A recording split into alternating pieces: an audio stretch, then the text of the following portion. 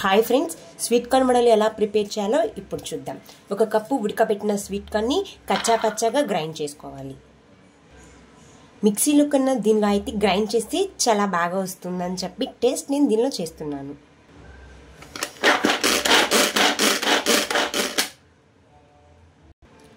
చూడండి ఫ్రెండ్స్, ఇలా కచ్చా పచ్చా అయ్యేలాగా నేను గ్రైండ్ చేశాను. దీనిలో ఇలా కచ్చా పచ్చాగా గ్రైండ్ చేసిన స్వీట్ కార్న్ని ఇప్పుడు మనం ఒక బౌల్లోకి తీసుకుందాం.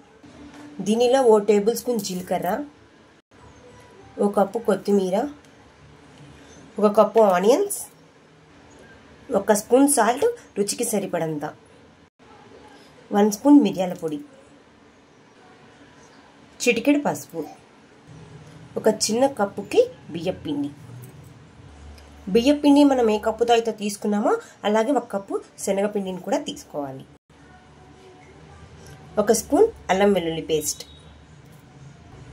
చిటికెడు గరం మసాలా, చిటికెడు ధనియాల పొడి, 1 అరచెక్క నిమ్మరసం. వీటన్నిటిని ఒకసారి ఇప్పుడు మనం కలిపేద్దాము.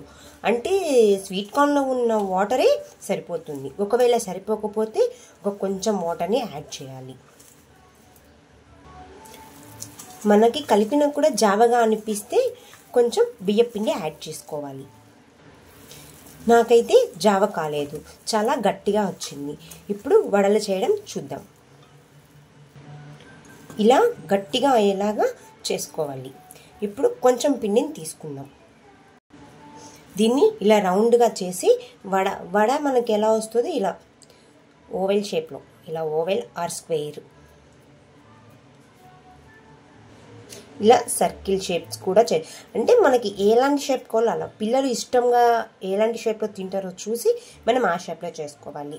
నేనైతే రౌండ్ షేప్లో చేశాను ఫ్రెండ్స్. ఇలా జావ కాకుండా గట్టిగా వచ్చేలా చేసుకోవాలి. ఇలా చేసుకున్నవన్నీ ఇప్పుడు ఒక ప్లేట్లోకి సర్వ్ చేసుకుందాం. ఇంట్లో పిల్లలు రకరకాల స్నాక్స్ తినేలాగా మనం ఇలా రకరకాలవి చేస్తుంటే వాళ్ళు చాలా ఇష్టంగా తింటారు. ఇలా ఇంట్లో రకరకాల స్నాక్స్ చేస్తే పిల్లలు బయటవి అడగకుండా మనం చేసినవే తింటారు. దీనిలో కావాలంటే మిర్చి కూడా యాడ్ చేసుకోవచ్చు. నాకు చాలా చిన్న బాబు ఉన్నాడు కాబట్టి నేను ఇలా మిర్చి లేకుండా ప్లాన్ చేశాను. మీరు నా ఛానల్ని ఫస్ట్ టైం చూస్తుంటే తప్పకుండా సబ్స్క్రైబ్ చేయండి. మీకు ఇలాంటి లేటెస్ట్ పిల్లల కోసం స్నాక్స్ రకరకాలవి నేను చేసి మీకు అప్లోడ్ చేస్తుంటాను. మీరు తప్పకుండా ఫాలో అవ్వండి నా పేజ్ని. ఇవి ప్రిపేర్ చేసేలోపు అంతలోకి మనం ఆయిల్ని హీట్ చేసుకుందాం. అంతలోకి ఆయిల్ హీట్ చేద్దామని చెప్పా కదా, ఆయిల్ హీట్ ఎక్కింది ఫ్రెండ్స్. ఇప్పుడు మనం ముందుగా ఒక్క వడని వేసే చూద్దాం.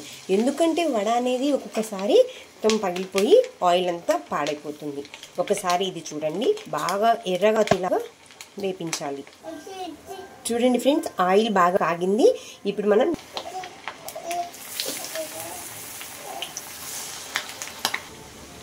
ఇలా లో ఫ్లేమ్లోనే ఉంచి వీటిని క్రిస్పీగా వచ్చేలాగా మనం చేయాలి. ఫ్రెండ్స్, మీరు కూడా ఈ రెసిపీని ట్రై చేయండి. బాగా చూస్తుంటేనే తినాలనిపించేస్తుంది ఫ్రెండ్స్. చాలా టేస్ట్గా వచ్చేసింది. వావ్, సూపర్ వచ్చింది ఫ్రెండ్స్. మీరు కూడా ట్రై చేయండి. మీ ఫ్రెండ్స్కి కూడా షేర్ చేయండి. ఎలా వచ్చిందో కామెంట్ చేయండి. మీకు ఈ వీడియో నచ్చినట్లయితే సబ్స్క్రైబ్ చేయండి, షేర్ చేయండి.